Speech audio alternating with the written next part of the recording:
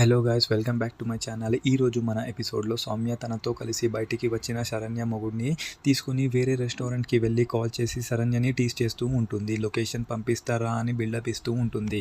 కానీ శరణ్య అస్సలు తగ్గేదే లేదు అంటూ రివర్స్ మాటలు మాట్లాడుతూ ఉంటుంది. బెంగళూరు నుండి ఎండి గారు మీటింగ్ కోసం వచ్చేశారు.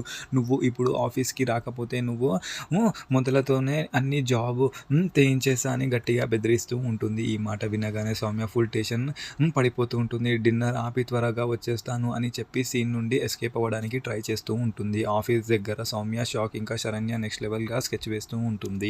సౌమ్య కంగారుగా ఆఫీస్ దగ్గరికి వెళ్తే అక్కడ ఎవరు ఉండరు. సెక్యూరిటీ అని అడిగితే ఈరోజు ఆఫీస్ హాలిడే, ఎవ్వరు రాలేదు అని చెప్తూ ఉంటారు. వెంటనే శరణ్య మళ్ళీ కాల్ చేసి ఎండి గారు సీదా మన ఇంటికి వచ్చేసారు, నువ్వు కొంచెం టైంలో రాకపోతే నీ విషయాలు అన్నీ ఇంట్లో చెప్పేస్తా అని ఇంకొక ట్విస్ట్ ఇస్తూ ఉంటుంది. సౌమ్య నిజంగా నమ్మేసి ఫుల్ బ్లాంక్ అయిపోయి ఫోర్స్గా ఇంటికి బయలుదేరుతూ ఉంటుంది.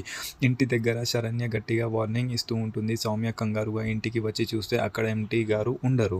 శరణ్య నవ్వుతూ వచ్చి హాలిడే రోజే ఎండి మీటింగ్లో పెడతారు, నాతో పెట్టుకుంటే ఎలా ఉంటుందో చూసావా అని అసలు రంగు బయట పెడుతూ ఉంటుంది. ఇంకొకసారి నా మొగుడి జోలికి వచ్చావా అంటే నోట్లో విషయం పోసి చంపేస్తా అని సాలిడ్గా వార్నింగ్ ఇస్తూ ఉంటుంది. ఇక లాస్ట్కి ఈరోజు నీ బర్త్డే కదా, అందుకే నీకు సర్ప్రైజ్ రెడీ చేసా అంటూ ఇంట్లో ఉన్న పెద్దలను పిలుస్తూ ఉంటారు. ఇంట్లో అందరూ సౌమ్యకి బర్త్డే విషెస్ చెప్పి పెద్దమ్మ కదా చీర గిఫ్ట్గా ఇస్తూ ఉంటుంది. చీర కట్టుకొని రమ్మంటారు శరణ్య. మన నెక్స్ట్ ఎపిసోడ్లో ఏం జరగబోతుందో అనేది చూద్దాం. Thank you.